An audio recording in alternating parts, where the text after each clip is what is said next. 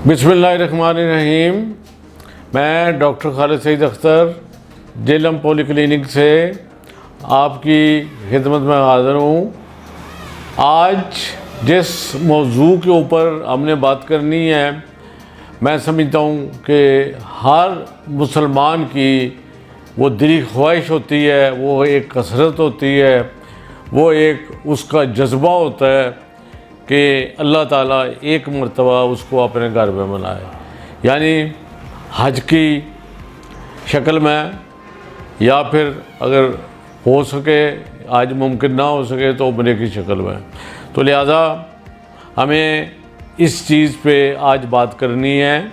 और चूँकि एक बड़ी तादाद में लोग हज पे जाते हैं जिनको ज़ियाबितस यानी शुगर भी होती है।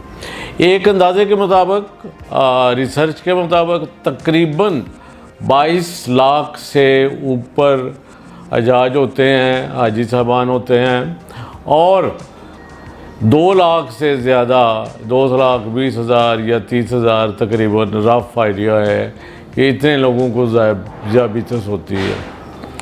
अब आप इससे अंदाज़ा लगा लें कि ज़ियाबितस का बोझ कितने लोगों पे है और कितने लोगों को इसके साथ ही हज करना है। दूसरी बात ये है कि जब भी आप हज का प्लान बनाएं तो बाकायदा इसका मंसूबा बंदी करें।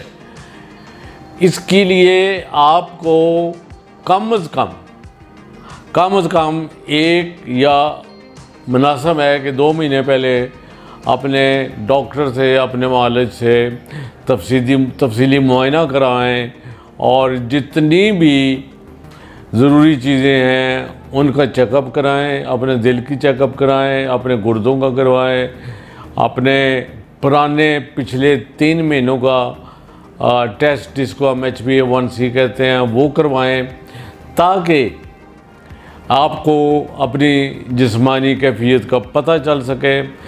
जो भी आप मेडिसिन लेते हैं उसको एडजस्ट करवाएं, अपने डॉक्टर से सेट करवाएं, और ये नोट ज़रूर करें कि कितनी दफ़ा इस अरसे में आपको हाइपोग्लाइसीमिया यानी लो शुगर हुई है, उसको नोट करें। ये सबसे मेरे ख़्याल में एक ज़रूरी पॉइंट है जो हर मरीज़ को जानना चाहिए। इसके अलावा आप ये ध्यान में रखिएगा कि आपको हज के दौरान अंदाज़न 60 से 70 किलोमीटर पैदल चलना होता है। ठीक है जी, तो ये बात आपके जहन में होगी कि आपने इतना पैदल चलना है, तो आप हज में जाने से पहले कुछ पैदल चलने की प्रैक्टिस कर लें। थोड़ा थोड़ा आप वॉक करें और उसकी आदत बढ़ाते जाएं, ताकि जब आप हज के लिए जाएं तो आप ना सिर्फ ज़हनी तौर पे बल्कि जिस्मानी तौर पे भी तैयार हों। अब आते हैं कि इसकी इलाज की तरफ। तो अब बात यह है कि इसमें 2 तरह के मरीज़ हैं। एक वो मरीज़ हैं कि जो इंसुलिन के ऊपर हैं, यानी शुगर का इंजेक्शन लगा रहे हैं। एक वो मरीज़ हैं कि जो दवाइयाँ ले रहे हैं, गोलियाँ ले रहे हैं, गोलियों की शक्ल में ले रहे हैं। तो अगर हम शुगर के इलाज को डिफ़ाइन करें या बताएं तो उसके 3 मोटे सेगमेंट हैं, फैक्टर्स हैं जिन पे हमने काम करना होता है। एक है वर्जिश यानी एक्सरसाइज, दूसरा है डाइट यानी खुराक, और तीसरा है अद्वियात। तो हमने जब भी शुगर के कंट्रोल की बात करनी है तो इन तीनों चीज़ों को सामने रख के करनी है आपने। अब पहला हम शुरू करते हैं एक्सरसाइज से। तो एक्सरसाइज आपकी बहुत ज़्यादा वहाँ पे होनी है, तो इसलिए आपको ज़हनी तौर पे तैयार रहना चाहिए। दूसरी बात आ गई डाइट की। तो डाइट हमें वहाँ पे शायद अपनी मर्ज़ी की या अपनी पसंद की ना मिले। जो अरबी खाना मिलता है वो शायद हमारी तबीयत से मुख्तलिफ होता है, इसलिए आप कोशिश करें कि कम से कम और नरम ग़ज़ा आप खाने की कोशिश करें। और तीसरा अब हम बड़ा ज़रूरी जो पॉइंट है वो है अद्वियात का। अब जो लोग इंसुलिन लगा रहे हैं, पहले मैं उनके से बात करूँगा। सबसे ज़्यादा ख़तरनाक सूरत हाल जो हो सकती है, जो डेंजरस शक्ल में भी जा सकती है, वो है हाइपोग्लाइसीमिया यानी कि शुगर का लो होना। आपको जब भी लगे कि आपका हाथ पाँव ठंडे हो रहे हैं, पसीना आ रहा है, घबराहट हो रही है, दिल डूब रहा है, ऐसे लगता है कि जैसे कुछ होने वाला है, तो इसका मतलब ये होता है कि ये शुगर लो के चांसेस हैं। अगर आपको प्यास बहुत ज़्यादा लगती है, यूरिनेशन छोटा पेशाब ज़्यादा आता है, आपको भूख ज़्यादा लग रही है, आपको घबराहट भी हो रही है और आप वीकनेस महसूस कर रहे हो, तो इसका मतलब है कि शुगर हाई हो सकती है। ये दोनों सूरतें हो सकती हैं। अब हम बात करेंगे कि इंसुलिन का हमने करना क्या है। इंसुलिन का चूँकि हमने पहले कुछ अर्सा पहले हमने अपना लेवल चेक करते रहे हैं, तो हमें एक अंदाज़ा हो जाएगा कि हमें कितने यूनिट से कंट्रोल होती है।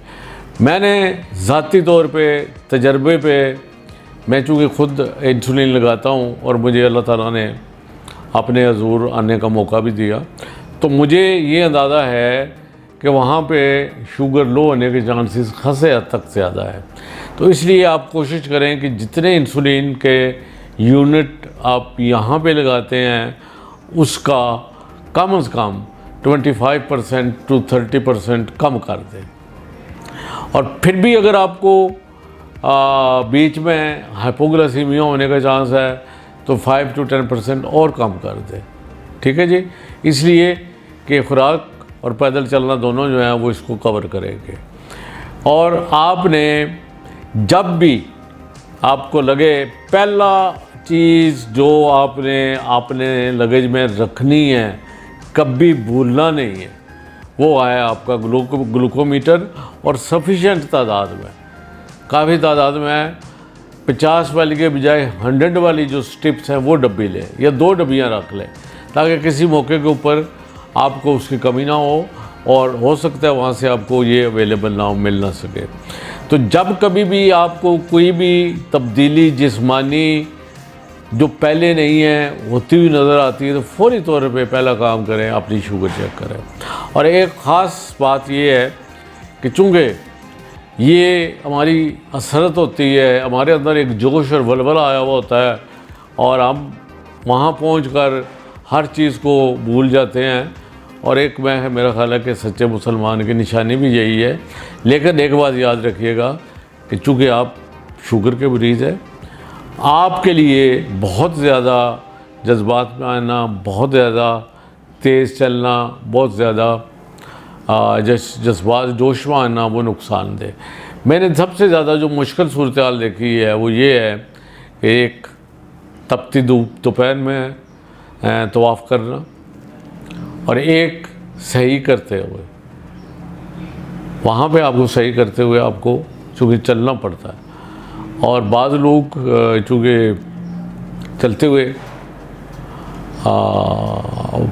एक ख़ास मकाम आता है, वहाँ से थोड़ा दौड़ के चलते हैं, या दौड़ के नहीं तो कम से कम स्पीड तेज़ कर देते हैं।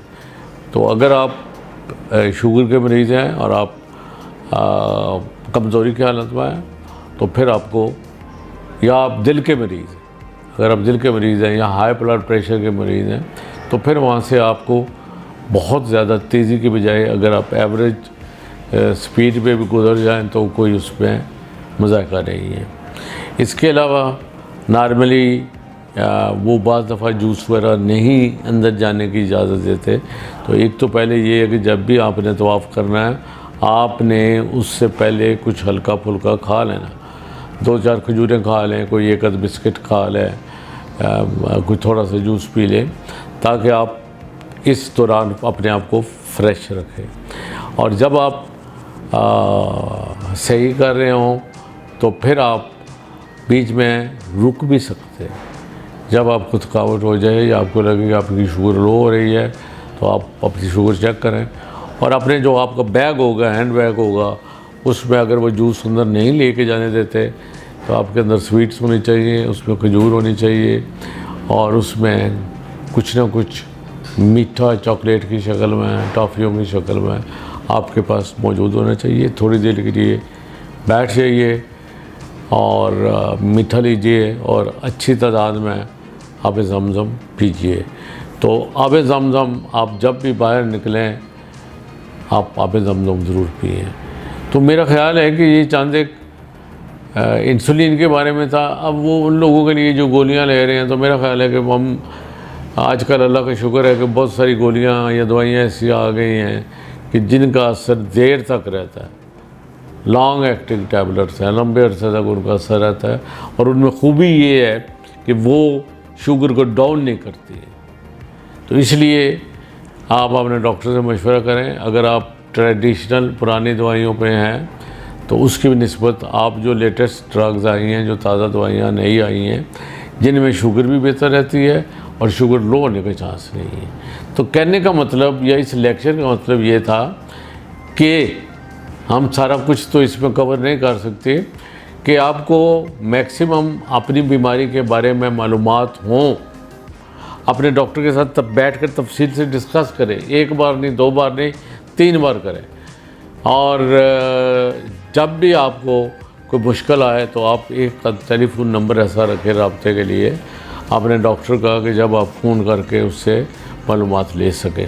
उम्मीद है अल्लाह ताला आपका ये सफ़र कामयाब करेगा, खुशो खुरम रहेंगे और आप एक सेहतमंद हालत में ये नेक सफ़र करेंगे। और एक और बात आखिर में, कि जितनी भी गवर्नमेंट की रिकमेंडेड वैक्सीनेशन हैं वो करवा के जाइए प्लीज़, हर सूरत में करवा के जाएं। और बाज़ लोगों को जिनको छाती का मसला हो सकता है, उनको हम कहते हैं कि नमूनिया की वैक्सीन भी लगवा के जाएं। तो उम्मीद है अल्लाह ताला खैर खैरियत से आपको वापस लाए। आमीन। शुक्रिया। खुदा हाफ़िज़। अस्सलाम वालेकुम, मैं doctor Maleeha Mushtaq from Jhelum polyclinic. आज हम बात करेंगे हज और ज़ियाबतस के बारे में। हर साल लाखों की तादाद में लोग हज की सादत हासिल करने के लिए मक्का मुकरमा का सफ़र करते हैं, जो कि एक बहुत बड़ा सालाना मज़हबी इज्तिमा है। ज़ियाबतीस के हामिल अफराद, उनमें बीमारियों का ख़तरा निस्बतन ज़्यादा होता है। कुछ ऐसे फैक्टर्स होते हैं जो उनके खून में शुगर के लेवल को अप एंड डाउन करने में ज़्यादा जो है वो अहम किरदार अदा करते हैं, जैसे कि हमारे रोज़मर्रा की एक्टिविटीज़ में तब्दीली होना, इसके अलावा मौसम का तब्दील होना, या फिर हमारी खुराक का आगे पीछे होना। ये कुछ चंद अहम ऐसे फैक्टर हैं जो कि हमारी शुगर को अप एंड डाउन कर सकते हैं। तो आज मैं आपको कुछ ऐसी एहतियाती तदाबीर बताऊंगी जिन पर अमल करके आप इस अहम फरीज़े को बखूबी अदा कर सकते हैं। तो सबसे पहले आप लोगों ने क्या करना है, एक चेकलिस्ट बनानी है। ठीक है, चेकलिस्ट इसलिए बनानी है ताकि आपको पता चल सके कि आपने अपने साथ साथ कौन कौन सी अहम चीज़ें जो हैं वो साथ लेके जानी है। तो उसके लिए आपने क्या करना है कि सबसे पहले आपने खून में शुगर की मिक़दार को नॉर्मल रखने, पेचीदगियों से बचने और अपनी दवा को आपने कब और कैसे और कितनी मिक़दार में यूज़ करना है, ये सारा प्रोसीजर आपने अपने डॉक्टर साहब से जाके डिस्कस करना है और उनसे सारी मालूमात लेनी है। उसके बाद जो अगर आप ग्रुप के साथ जा रहे हैं तो आपने जो ग्रुप का ऑर्गेनाइज़र है उसे ये बता देना है कि आपको ज़ियाबतीस है, आप ज़ियाबतीस के मरीज़ हैं, ताकि अगर खुदा न खास्ता दौरान हज या सफ़र के दौरान अगर आपकी शुगर लेवल जो है वो डाउन होती है तो उन्हें पता होना चाहिए कि क्या करना है।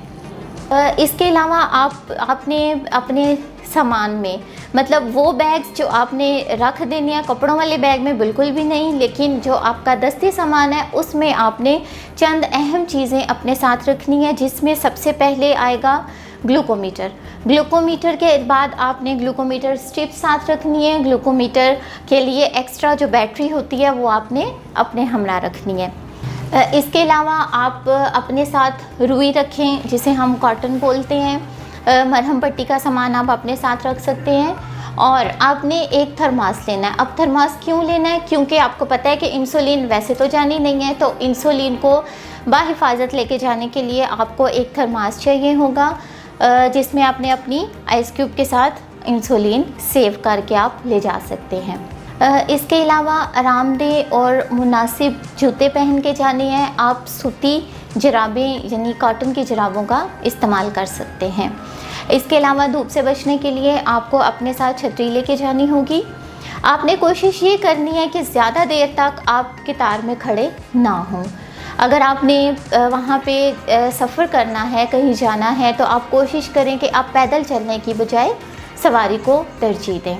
सबसे ज़रूरी और अहम बात वो ये है कि आपने अपना मेडिकल रिकॉर्ड अपने साथ लेके जाना है, यानी कि जो भी आपकी फ़ाइल्स बनी हुई हैं वो आपने अपने साथ लेके जानी है, ताकि अगर खुदा न खास्ता आपको वहाँ पे डॉक्टर के पास जाने की ज़रूरत पड़े तो डॉक्टर को फ़ौरन से पता चल जाए कि आपके पीछे शुगर जो है उसका क्या रिकॉर्ड है, ठीक है, ताकि वो आपको प्रॉपर तरीके से गाइड कर सकें। ज़ियाबतीस में जो सबसे ख़तरनाक फेज़ आता है वो होता है शुगर लेवल जो होती है जब कम हो जाती है, यानी जिसको हम हाइपोग्लाइसीमिया बोलते हैं। तो हाइपोग्लाइसीमिया के लिए वहाँ चूँकि धूप का एक्सपोजर ज़्यादा होता है, एक फैक्टर ये हो गया कि हम गर्मी की वजह से हमें डिहाइड्रेशन हो जाती है, और जब डिहाइड्रेशन होगी तो फिर जो है वो खून में शुगर का लेवल कम होने के चांसेस ज़्यादा होते हैं।